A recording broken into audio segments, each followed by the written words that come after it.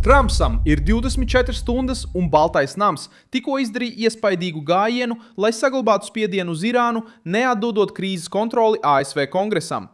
Šajā piekdienā, 2026. gada 1. maijā, Donalds Trumps apgalvo, ka pamieram ar Teherānu ir izdevies izbeigt naidīgās darbības, un tāpēc viņš ir apturējis kara pilnvaru likuma termiņu skaitīšanu. Galvenā doma ir vienkārša.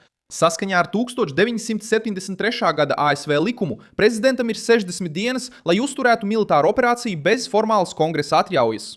Pēc tam viņam ir jāizbeidz darbība, jālūdz apstiprinājums vai jāsniedz pamatojums papildu termiņam. Tā kā karš pret Irānu sākās 28. februārī, tagad termiņš ir beidzies. Taču Baltais nams apgalvo, ka pamieru, kas sākās aprīļa sākumā, ir mainījis situāciju, jo tas it kā ir izbeidzis naidīgās darbības.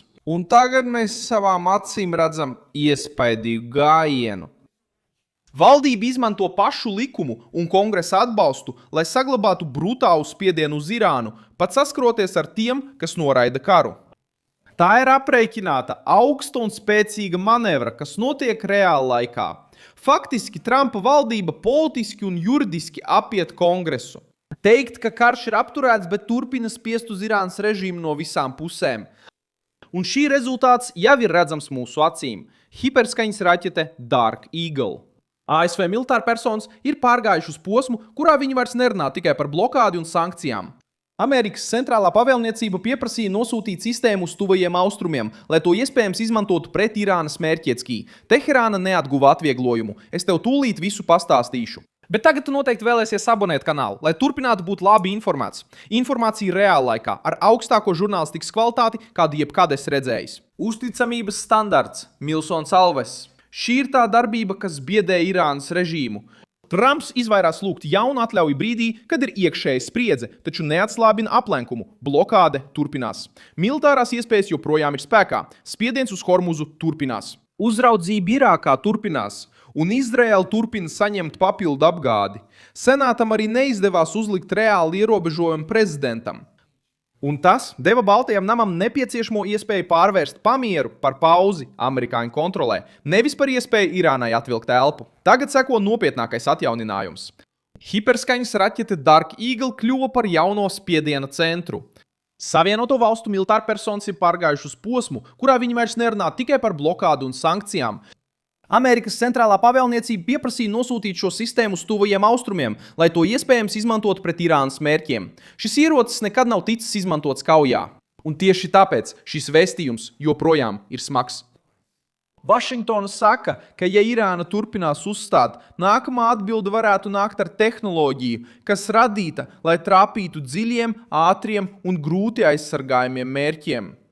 Dark Eagle, ko sauc arī par tāla darbības rādījus hiperskaņas ieroci, tika izstrādāts konvencionāliem tāla darbības rādījus uzbrukumiem pret jutīgiem mērķiem. Amerikāņu ziņojumi norāda, ka darbības rādījus pārsniedz 1725 jūdzes, un minimālais ātrums ir vismaz Mach 5. Vienkāršiem vārdiem sakot, tas ir ierocis, kas paredzēts, lai sasniegtu mērķi ļoti ātri un trāpītu vietās, kuras ienaidnieks uzskatīja par drošām attāluma dēļ. Šis aspekts ir izšķirošs, jo Irāna savu aizsardzību ir balstījusi uz izkliedēšanu. Daļa no tās spēka ir mobilās raķetes, droni, attālinātas bāzes, tuneļi, patvērtnes un sabiedroto grupas, kas izkliedētas pa reģionu. Ideja vienmēr bija apgrūtināt amerikāņu atbildi un palielināt jebkura uzbrukuma izmaksas. Taču hiperskaņas ierocis tieši izjauc šo loģiku. Tas piespiež pretinieku saprast, ka attālums negarantē aizsardzību un ka palaišanas iekārtu slēpšana var nebūt pietiekama. Dark Eagle pieprasījums arī parāda, ka Trumps vēlas triecienu iespēju, nepārvēršot katru soli par publisku paziņojumu. Valdība var vienlaikus uzturēt juridisko spiedienu Vašingtonā un militāro spiedienu uz Teherānu. Šī kombinācija nostāda Irānas režīmu grūtas izvēles priekšā. Ja tas atkāpjas, tas izskatās tā, it kā atzītu, ka blokāde ir nostrādājusi. Ja tas spēr soli uz priekšu, tas var izraisīt stingrāku atbildi. Ja tas tur Hormuzu slēgtu, tas pastiprina starptautisko sašutumu. Ja tas atver Hormuzu, tas zaudē savu galveno šantāžas kārti. Tikmēr Bagdādē parādījās vēl viens brīdinājums. Tuvumā ASV vēstniecībai zaļajā zonā tika notriekts novērošanas drons pēc Hormuza teiktā.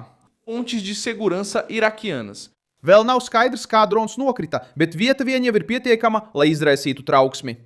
Amerikas vēstniecība Bagdādē vienmēr ir bijusi Irānas ietekmes termometrs Irākā, it īpaši miliciju dēļ, kas ir lojāls Teherānai.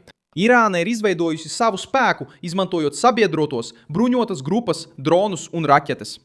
Tagad Savienotās valsts atbild tajā pašā reģionā, bet ar daudz lielākām spējām. Kuģi, lidmašīnas, blokāde un izlūkošana, atbalsts Izrēlai un tālās darbības ieroči.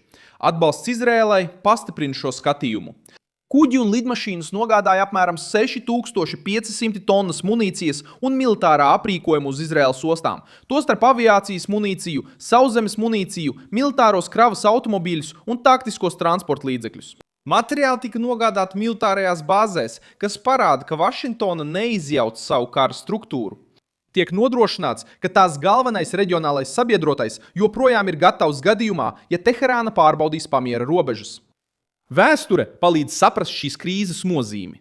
1980. gados tankuģu kara laikā Persijas līcis kļuva par draudu zonu komerciālajiem kuģiem un tankuģiem.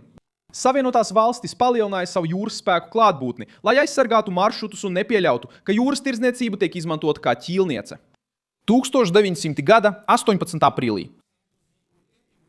Operācijas Praying Mantis laikā ASV jūras kara flote uzbruka Irānas mērķiem, pēc tam, kad Savienoto valstu fregate tika trāpīta ar mīnu. Mācība ir vienkārša. Kad Teherāna pārbauda robežas jūrā, Vašingtona parasti reaģē, lai nepieļautu, ka vitāli svarīgs ceļš nonāk šantāžas varā. Tieši tāpēc šis brīdis ir nopietns Teherānai. Režīms ir atkarīgs no spēka demonstrēšanas, taču tam arī jāizvairās no trieciena, kas iznīcinātu tā būtiskās struktūras daļas. Ja tiek izmantotas milicijas, tas pastiprina amerikāņu argumentu, ka problēma ir reģionāla. Ja tiek pātrināta kodolprogramma, tas dod Trumpam vēl lielāku iemeslu turpināt spiedienu. Ja tiek uzstāts uz Hormuzas šaurumu, enerģija tiek pārvērsta par ieroci, un tas izraisa pasaules reakciju. Katra izēja rada jaunu risku. Galu galā pavērsiens ir gan politisks, gan militārs vienlaikus.